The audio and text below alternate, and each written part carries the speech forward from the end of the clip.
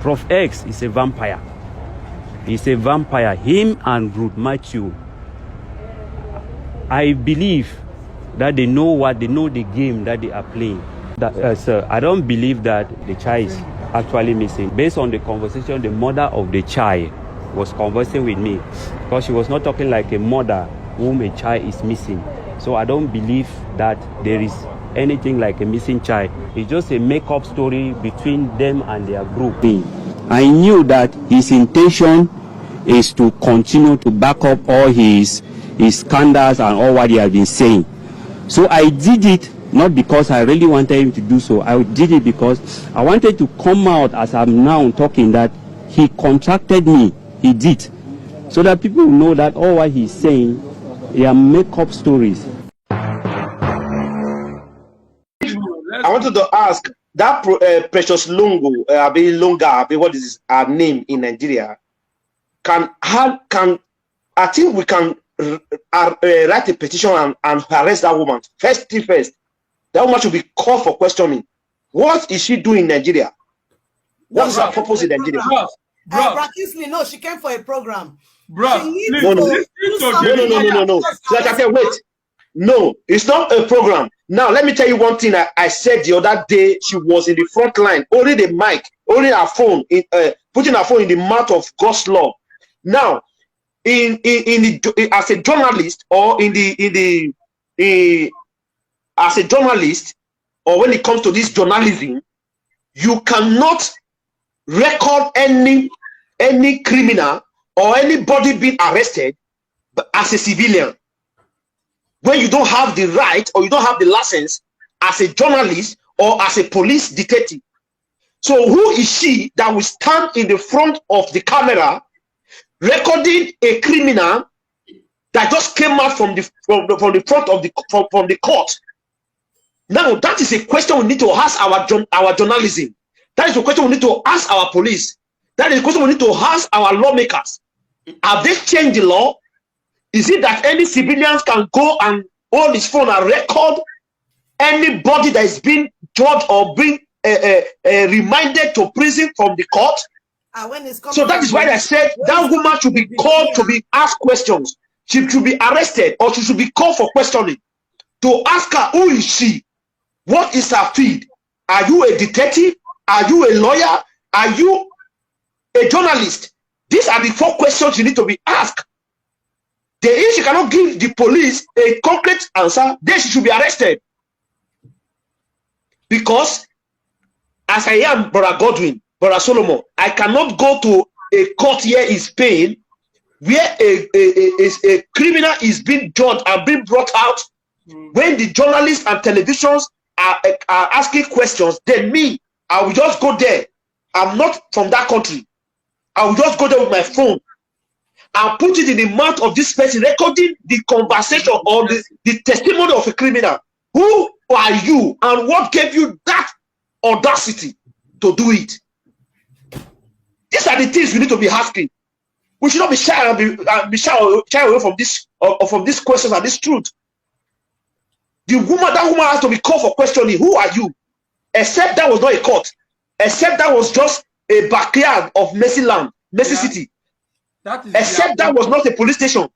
If that place was a police station, a court, that woman don't have any right. When you are not a journalist, you are not a detective, you are not a police, you don't have any right to hold your phone and record any testimony from any criminal. Thank you. Thank you, sir. So the biggest question that most people have concerning this lady called Precious Lungu is, where is she coming from?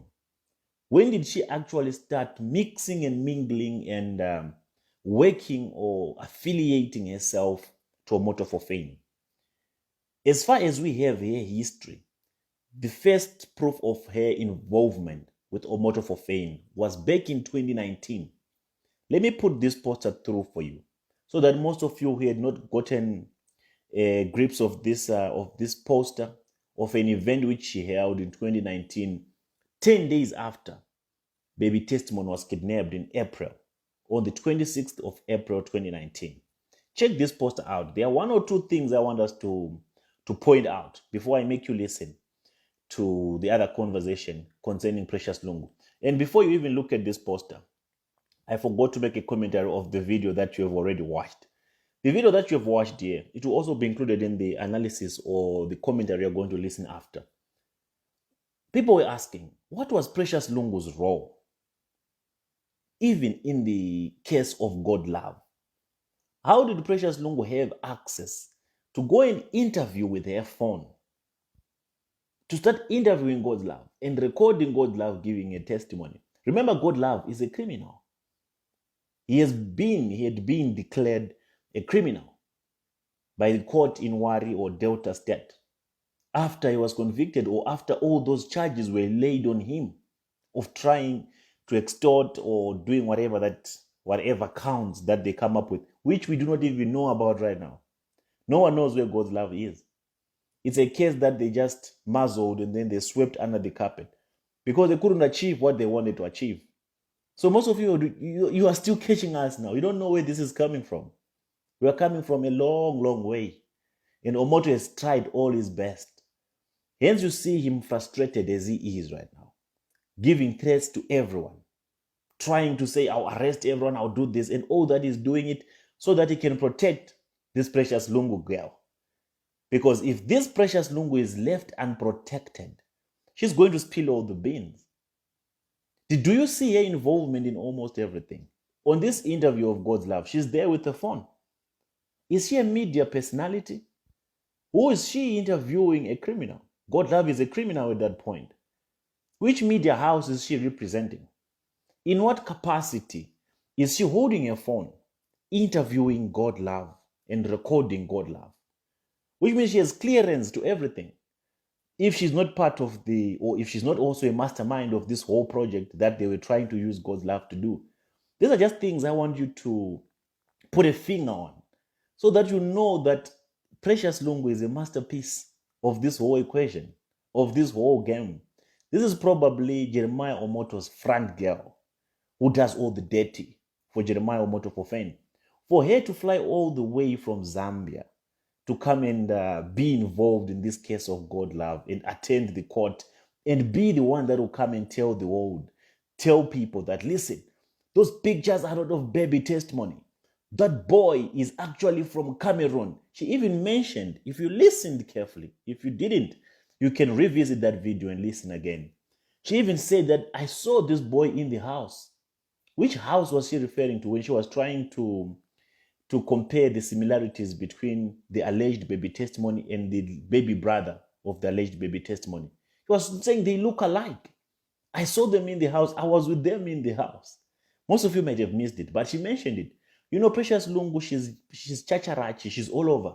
She can say a lot of things in one statement that exposes her, that put her out on the open. The same way we've gotten to the realization that Precious Lungu was indeed one of the women who was used to abduct baby testimony, who was used to trick Sister Ruth Matthew. Now who we want to find out now, who is the other woman that they used, that Precious Lungu was with. So in that video she was seen. She's there, interviewing God's Love. In what capacity, we don't know. Was she an investigator? We don't know. Was she under the umbrella of the law enforcement of Nigeria? We don't know. Who exactly, what role really was she playing? Interviewing a suspect. So I want to take you back again to the poster that I wanted to show you, which was back in 2019 when she held her first event under the banner of Mercyland. And we all know that Mercyland is Jeremiah Omotos' shrine. It was still called Christ Mercyland Deliverance Ministries. And this event was held on the 26th of April, 2019. And remember, on the 26th of April was merely 10 days after baby testimony was abducted. Baby testimony was abducted on the 15th of April, 2019. 10 days later, Precious Lungu is hosting an event. Where was she hosting this event? And I want you to zoom this poster so that we can establish the roots of Precious Lungu. If you zoom in this poster, you'll see at the very, very corner there, at the very, very bottom, it is written, host speaker, anointed international woman of God, Prophetess Precious Mwape. At this time, she was not yet called Precious Lungu. At this time, she was still Precious Mwape. So what I want us to look at is the Lungu came after she got married? Because if she was still Precious Mwape in 2019, chances of her having 4 kids between 2019 and 2022 are very slim. Do you remember that video when Precious Lungu came and then she said she has 4 children? Do you remember? I've got children. I've got 4 children at my home. I've got children. I've got 4 children at my home. The reason why I want us to connect these dots and the reason why I'm bringing up this so that we can do the comparison of Precious Lungu's first name and Precious Lungu's last name. It's quite clear that in 2019, Precious Lungu was not yet called Lungu. Lungu might have come after she got married or after she got herself affiliated to another man, to a man, if I should say. Which means around this time when she was hosting this event, she was still called Prophetess Precious Mwape. And the Facebook that she was using back in the day, it was not Precious Mwape actually, it was Mwape Grace. There are so many funny things about Lungu. If you look at Mwape Grace here, there's a picture of Precious Lungu again. And the name to this Mwape Grace is Precious Lungu. So she probably has several accounts that she administers. If you zoom in the profile picture of this profile of Mwape Grace, you can see it's Precious Lungu and that other woman. I don't know if you people, you're not getting confused right now. You are getting mixed up with all the names. Okay, for now, let's forget about this Facebook profile that I've just introduced to you. But this Facebook profile is for Precious Lungu, the Precious Lungu that you know today. But during this time, at this stage, she was still called Mwape Grace. I want you to keep in touch with the Mwape surname. Mwape is her actual surname from her biological mother and biological father. That's why on this poster she was called Precious Mwape. Grace might be her second name, but Lungu is a name that came after she got married. So the reason why I want us to connect these dots is for us to put figures and numbers into consideration. In 2019, when baby Testimony was abducted, and she was still called Prophetess Mwape before she became Prophetess Precious Lungu. Did she have a child already? Did she have kids already with Mr. Lungu? We don't know when Mr. Lungu came into the picture, but he definitely came after 2019 or around 2019. If he indeed came in 2019, could they have made a child already? If they did make a child around 2019, which means in 2020, their first child was 1 year old. That is if Precious Lungu did not have kids already. If they did make children together with this man, with this particular man, which means in 2019, 2020, around 2020, she had a child who was a year old, not even a year old. She was probably pregnant from that time up to the end of 2020. And from 2020, could she have had another child again in 2020 while she still had an infant? Because she said she has 4 children. When did she start calling herself Precious Lungu? Sometime in 2020, 2021. That's when she became a Lungu. These dots might not be easy for you to connect at this premature stage. But I just want you to, let me just keep it shallow like this. In 2019, she was still Precious Mwape. According to this poster, she was still called Prophetess Precious Mwape. In that video that she did, in this video that she did, she said she has 4 children. She actually first said she has 2. But then she remembered, 2. If I'm going to be investigated, they'll find 4. So she changed and then she said she has 4. So according to her, she has 4 children. So putting in the time frame between 2019 and 2022,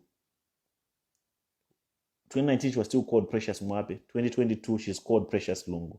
So the marriage would have taken place in between this time frame. So could she have had 4 children? And how old are the kids? that Precious Mwape, Precious Lungu had up to date.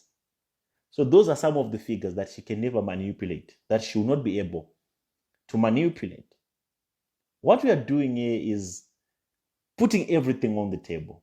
I'll put another episode before they end, which will clear quite a lot of air and which will bring more clarity to the involvement of Precious Lungu in this case of abduction of baby testimony. But for now, I'll leave you considering this and analyzing these few facts that I've just brought to your attention concerning Precious Lungu's identity and her involvement and how far deep she is involved in this case of the abduction of baby testimony. So that's the curiosity that everybody has.